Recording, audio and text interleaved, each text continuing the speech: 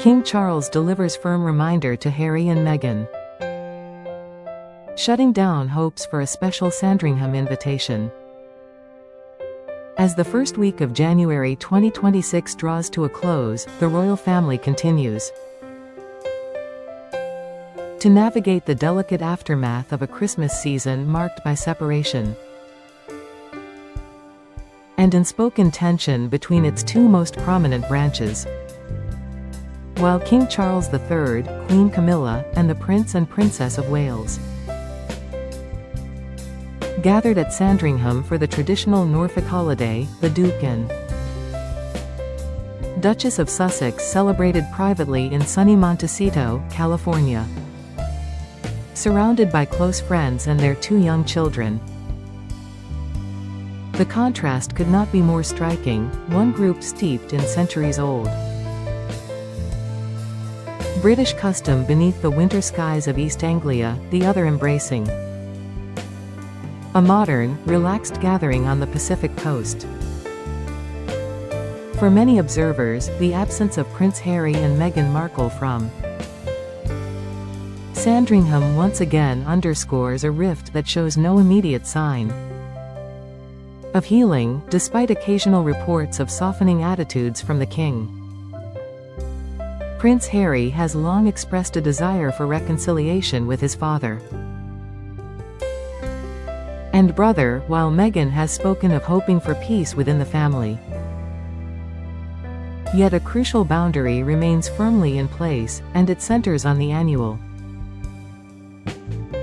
Christmas gathering at the sprawling Norfolk estate. According to Paul Burrell, the former royal butler who served Princess Diana for many years and remains one of her most vocal former confidants, the Sussexes will never again receive an invitation to join the royal family at Sandringham for Christmas, a stance he describes as permanent. That will never happen, Burrell told Express.co.uk in a recent interview. I've always said it, and I'll say it again, it will never happen. His words carry weight because of his deep insider knowledge of royal life and the intricate personal dynamics that govern family traditions. Burrell explained that the issue is not merely about past disagreements or public statements, it is about the unique atmosphere created when the entire senior royal family gathers under one roof for several days. You have to consider the dynamics of everyone living under one roof. He said, if you were to inject Harry and Meghan into that mix, into that very particular soup of royalty, it would become a complete disaster. The former butler painted a vivid picture of the discomfort that would inevitably arise, suggesting that the presence of the Sussexes would disrupt the carefully maintained harmony that defines the Sandringham Christmas.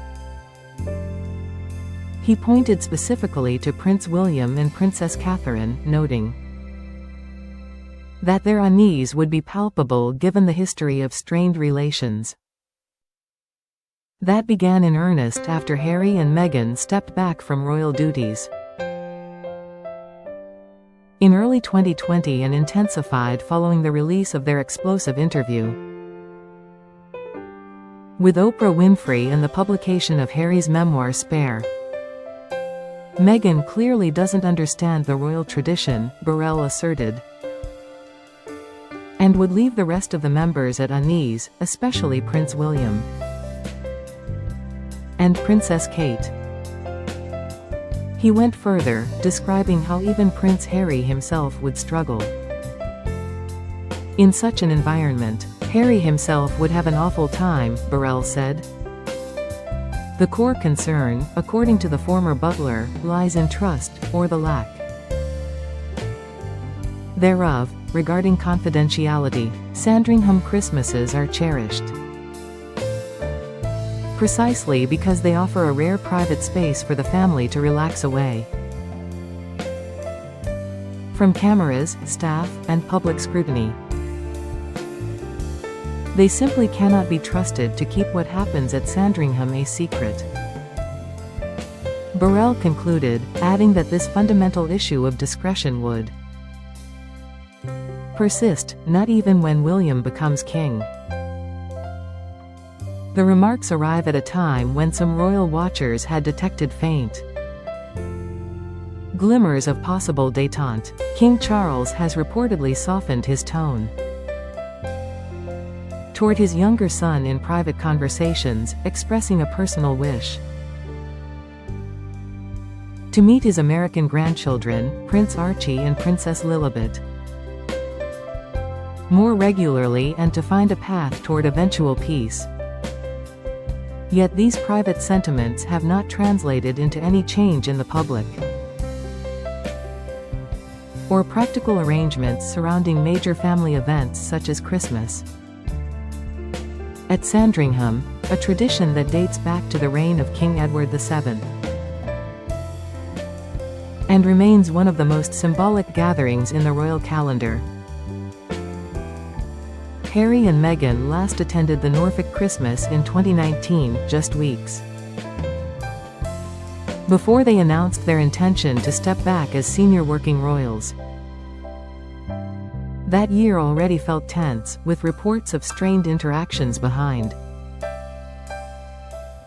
the scenes, and the couple has not returned since. The decision to exclude them has been quietly upheld through subsequent years, even as the king has made occasional gestures toward reconciliation, such as brief meetings during Harry's visits to London and the inclusion of warm messages in public statements.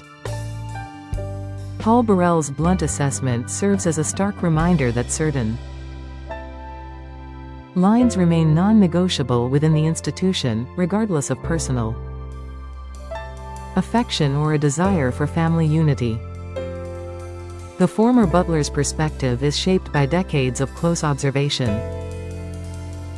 He witnessed the inner workings of the royal household during Diana's time, and has maintained friendships with many who still serve today. His insistence that the Sandringham door is permanently closed to the Sussexes aligns with similar views expressed by other longtime royal commentators, who emphasize the importance of preserving a safe, private space for the core working royals. Critics of Burrell sometimes argue that he speaks from a position colored by loyalty to the late Princess Diana and a certain distance from the current generation, yet his comments resonate because they highlight a practical reality. The family Christmas at Sandringham is not merely a holiday, it is a ritual that reinforces cohesion among those who continue to carry out public duties. Introducing individuals perceived as having broken that unspoken code of privacy would risk fracturing the delicate equilibrium that has been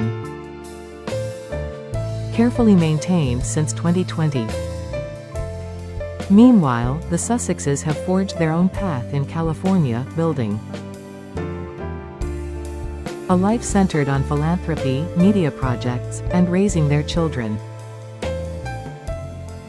away from the intense spotlight of royal life. Their Christmas celebrations, while less formal, have been described by friends as joyful and intimate, focused on creating new traditions that reflect their values and priorities as a family. Still, the absence from Sandringham carries symbolic weight. It signals that, for now at least, the divide remains too wide to bridge in the setting that once represented the pinnacle of royal togetherness. As King Charles continues to prioritize his health following cancer treatment and focuses on steady leadership of the monarchy, the firm line over Sandringham serves as a quiet but unmistakable message to Prince Harry and Meghan Markle. Reconciliation may remain a hope for the future, but certain cherished spaces and traditions are reserved for those who still fully share the burden and privilege of the crown. Paul Burrell's words, delivered with the authority of someone who knows the palace corridors intimately, leave little room for ambiguity. The gates of Sandringham, at Christmas and likely forever, will not reopen for the Duke and Duchess of Sussex. In an institution built on continuity, precedent, and discretion, some chapters close more decisively than others, and this one, it seems, remains firmly